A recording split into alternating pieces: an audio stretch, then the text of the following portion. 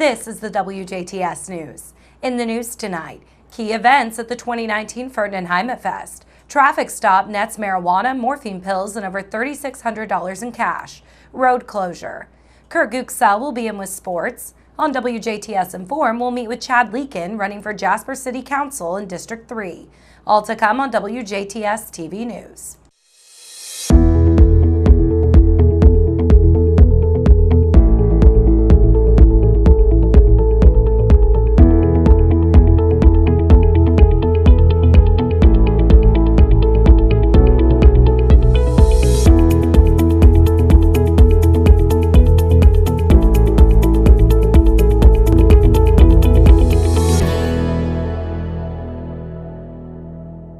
Good evening. I'm Jenna Schaffer with the news.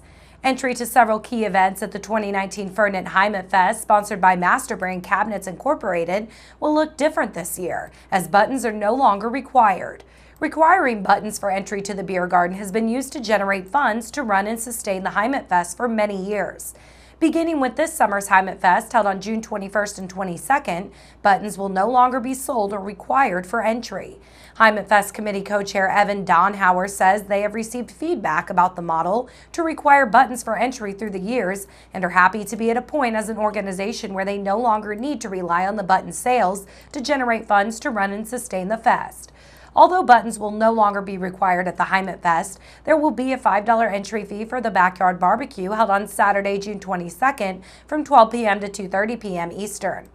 This entry fee, collected with the handout of the tasting utensils, directly supports offsetting the costs of the event. Hyman Fest Committee Co-Chair Neil Wire says the funds raised through corporate partnerships and in-kind donations at the fest are critical in ensuring that we can continue to hold this annual event and give back to the community in a sustainable way. With the elimination of the button sales, they hope to see everyone come out June 21st and 22nd to continue to support the community and several worthy organizations through the offering of events, a variety of food booths, and games. Due to sewer lateral replacement work on 4th Street in Huntingburg, the road will be closed between Walnut and Chestnut Streets today. You must find an alternate route during the work. For more information, please contact Rachel Steckler, Director of Community Development, at 812-683-2211 or by email at rsteckler@huntingburg/n.gov. The Jasper Police Department is issuing a reminder to the citizens of Jasper that Wednesday, May 1st at 4 p.m., there will be a monthly test of the tornado warning siren system. At that time, all 10 sirens in the city will be activated. This will be another in a series of monthly tests. The first day of each month has been designated by the Jasper Police Department and the Board of Public Works as the official test time. Only one road is closed due to high water in the Dubois County area after a period of heavy rainfall closed 22 different roads across the county. Those roads are County Road 800 West, north of County Road 300 South at the River Bottoms in Madison Township. The Dubois County Highway Department warns motorists to avoid these areas at all costs. Patoka 2000, the Beautification Committee of the Jasper Chamber of Commerce, is getting ready to place beautiful summer flowers in the planters along the Patoka River Bridge. Patoka 2000 works to maintain this area as an entryway into the city of Jasper.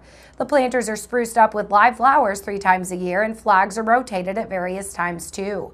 Donations are accepted and received, and it is this money that helps maintain these planter urns and the decorative flags on the Patoka River Bridge. In order to defray the cost of this beautification, Patoka 2000 seeks donations from individuals or businesses throughout the community. You may make a donation at any amount payable to Patoka 2000 and specify that is in honor of someone, in memory of someone, or as a tribute to a cause. By doing this, you are able to remember that person while admiring the beautiful bridge each time that you drive or walk across the bridge.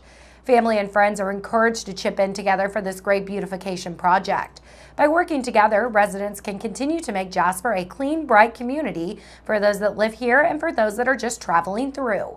An ad will be placed in a classified section of the Herald around May 20th, listing all of those that donated funds and the people that they would like to have honored or remembered. In addition to the donations, Patoka 2000 is seeking volunteers who could give about 1 hour each week to help keep the planters watered throughout the summer months. If you can help with watering or would like more information on how this is done, please contact Nancy Eckerly at 812-482-6866. Donations can be sent directly to Patoka 2000 at the Jasper Chamber of Commerce at P.O. Box 307, Jasper, Indiana 47547-0307. The deadline is May 8th. If you have any questions about this project or about the donation, please call the Jasper Chamber of Commerce at 812-482-6866. May the 4th be with you as Lincoln State Park hosts the 10th annual Mr. Lincoln's Neighborhood 5K Run Walk this coming Saturday, May 4th. Come out in your favorite Star Wars themed costume as there will be a Best Star Wars Costume Contest. There will be both male and female finishers in both adult and kid categories.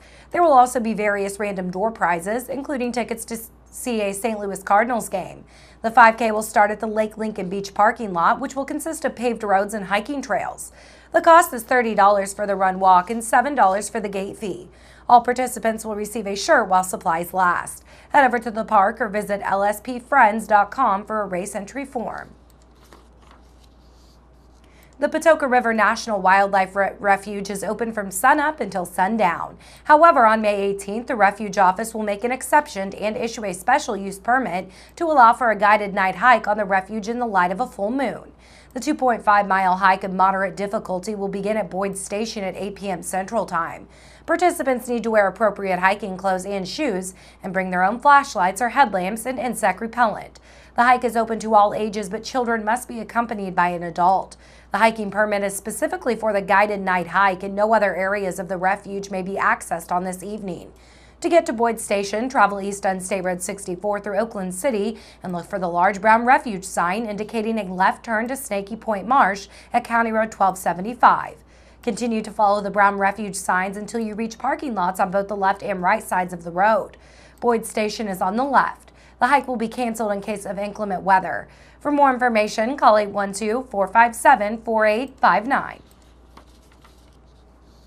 Martin County Police say recent wet weather apparently caused a tree to topple onto a highway, causing a crash that killed a man.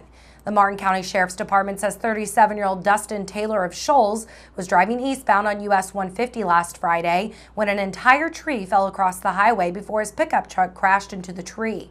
Taylor, who was traveling alone, died in the crash near the town of Shoals, about 85 miles southwest of Indianapolis. Sheriff Travis Roush says recent rainfall combined with windy conditions last Friday apparently combined to cause the tree to topple, blocking both lanes of traffic before Taylor's fatal crash. Roush tells the Washington Times-Herald that it was a very unfortunate thing that he was driving that stretch at that time. Yesterday morning at approximately 3:20, Trooper Jordan Lee was patrolling the Vincennes area when he stopped the driver of a 2002 Ford Ranger on Hart Street near 12th Street for having a defective license plate light. When Trooper Lee approached the vehicle, he detected an odor of marijuana. The driver was identified as Dimencio Canchola, 29, of Vincennes. A search of the vehicle revealed approximately 435 grams of marijuana, 10 morphine pills, and over $3,600 in cash. Canchola was arrested and taken to the Knox County Jail, where he is currently being held on bond. Arrested and charges Dimencio Canchola, 29, Vincennes, Indiana, dealing marijuana, Class 8 misdemeanor, maintaining a common nuisance, Level 6 felony, possession of a Scheduled II controlled substance, Level 6 felony, possession of marijuana, a Class B misdemeanor. Indiana University will sell beer and wine at home football games starting this fall. School officials say Tuesday it will be a part of a pilot program recommended by a consulting firm. A third-party vendor will be chosen and will limit purchasers to a 2-drink maximum per transaction. All sales will end at the end of the third quarter. Athletic Director Fred Glass says the hope is to reduce alcohol-related incidents inside and around Memorial Stadium. 10% of proceeds will be used on the university's alcohol safety programming. More than 4 dozen schools, including 5 in the Big Ten, already sell alcohol at football games. Stay tuned. Weather, sports, and inform are coming up next on 18 WJTS News with Chad Leakin running for Jasper City Council.